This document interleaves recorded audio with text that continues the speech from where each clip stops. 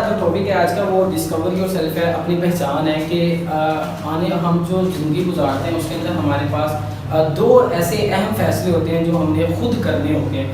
پہلا فیصلہ وہ ہوتا ہے جو ہم انتخاب کرتے ہیں کہ ہم نے اپنے پیشے کا انتخاب کون سا کرنا ہے۔ سب سے پہلے ہم نے پیشے کے بارے میں جاننا ہوتا ہے کہ جو ہمارا ذریعہ معاش بننا چاہیے، ذریعہ معاش ہوتا ہے، وہ ہم نے کس چیز کا انتخاب کرنا ہے، ہم نے کیسے اپنی روزی روٹی کمانی ہے۔ پہلا آپ کے پاس انتخاب یہ ہوتا ہے۔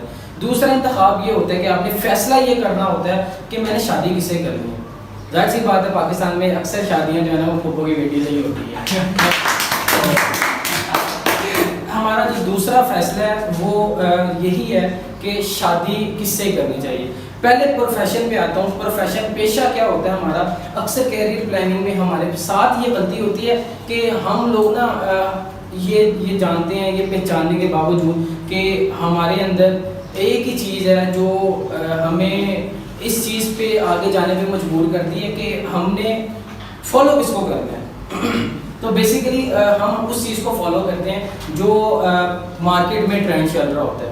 جو مارکیٹ میں ٹرینڈ چل رہا ہوتا ہے اس کے اباؤٹ ہم کوشش یہ کرتے ہیں کہ آگے بڑھنے کی کوشش کرتے ہیں، ہم ٹرینڈ کو فالو کرنے کی کوشش کرتے ہیں۔ فیشن کا انتخاب یہ ہے کہ ہمارے پاکستان کے اندر 99.9% لوگ ٹرینڈ کو فالو کرتے ہیں۔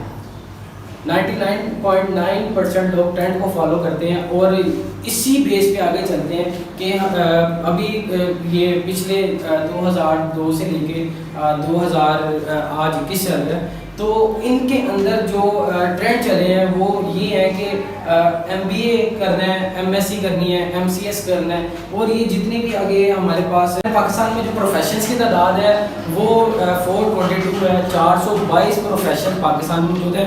یہ تو رٹا لگا لیجیے، یاد کر لیے کہ پاکستان میں پروفیشن کی تعداد 422 ہے۔ اس کے بعد آپ پنجاب یونیورسٹی کے ڈپارٹمنٹس میں چلے جائیں تو اس کی تعداد 73 ہے۔ پاکستان میں یونیورسٹیز کی تعداد 188 ہے، اور ہمارے جو پروفیسرز ہیں جو پاکستان میں سرو کر رہے ہیں وہ ان کی تعداد 11,670 ہے۔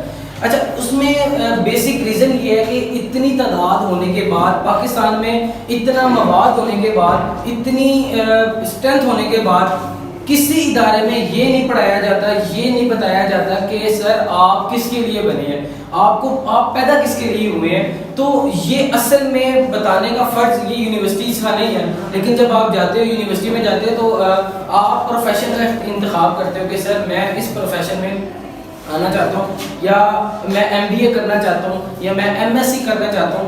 آپ فیلڈ کا انتخاب کرتے ہیں، ٹھیک ہے، تو آپ کو پڑھایا بھی وہی جاتا ہے جس کا آپ انتخاب کرتے ہیں۔ یہ یونیورسٹیز کا بھی قصور نہیں ہے کہ وہ آپ کو یہ بتائے کہ آپ کو پیدا کس لیے کیا گیا۔ اتنے پروفیشنز ہونے کے باوجود پاکستان میں اتنے پروفیسرز PhDs ہونے کے باوجود انسان اپنی دریافت کیوں نہیں کرتا؟ یہ سب سے بڑا ہمارا مسئلہ ہے کہ ہم نے اپنی پہچان کرنی ہے۔ اور اپنی پہچان کیسے ہو؟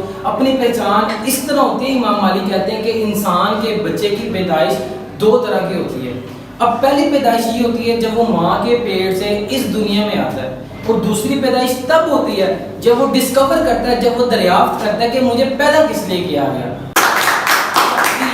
جب تک ہم بھی یہ ڈسکور کرتے ہیں کہ ہمیں پیدا کس لیے کیا گیا، آپ دیکھیں امام غزالی رحمۃ اللہ تعالیٰ علیہ، آپ دیکھیں امام مالک رحمۃ اللہ تعالیٰ علیہ، آپ ان کی بابا بلے شاہ سرکار رحمۃ اللہ، پیر والی شاہ صاحب سرکار، کہ یہ جتنے بزرگان دین ہیں، یہ صوفی کرام ہیں، انہوں نے کہیں پہ PhD نہیں کی، انہوں نے کہیں سے پڑھا نہیں ہے، انہوں نے یہ کوئی یونیورسٹیز نہیں گئے، یہ کوئی ادارے میں نہیں گئے پڑھنے کے لیے۔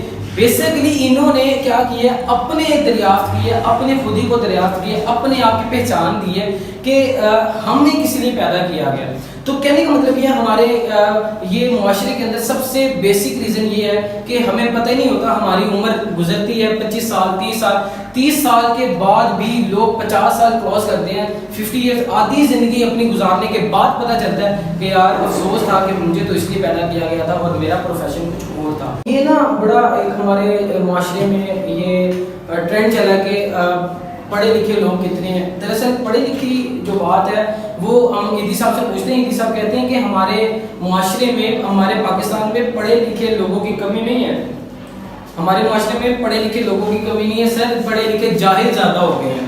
تو کہنے کا مطلب یہ ہے کہ یہ ایک ادھار ہے، ایک محبت استاد کی ہوتی ہے اپنے شاگرد کے ساتھ، تو اس کے اوپر یہ قرض ہے. آپ مقروض ہو چکے ہیں کہ جناب میں نے جو محبت آپ کو دی ہے، اور آپ بھی یہ دعا کریں گے کہ اللہ پاک آپ کو کسی مقام پہ پہنچائے، یا آپ ڈلیور کر رہے ہو کسی ادارے میں، کسی انسٹیٹیوشن میں، آپ کسی کالج میں، کسی یونیورسٹی میں آپ ڈلیور کر رہے ہو، اور یہ یاد رکھیں کہ آپ نے جو محبت لی تھی اس کا قرض ادا کرنا ہے. تو سارے سیشن کا یہ آخری جو جملہ ہے وہ یہی ہے کہ میں نے آپ کو، جو آپ کا ٹیچر ہے اس نے آپ کو محبت دی ہے، تو آپ نے آگے کیا کرنا ہے، اس محبت کو آگے پہنچانا ہے. ٹھیک ہے، تو یہ سوچ ڈیولپ کرنی ہے کہ سر نمبروں کے پیچھے نہیں بھاگنا، ہم نے اسکوپ کے پیچھے نہیں بھاگنا، ہم نے ٹرینڈ کے پیچھے نہیں بھاگنا، ہم نے جس کے پیچھے بھاگنا ہے سر وہ اپنی پہچان ہے. جس دن ہمیں اپنی پہچان ہو گئی اس دن یہ قوم بیدار ہو جائے گی. Thank you so much.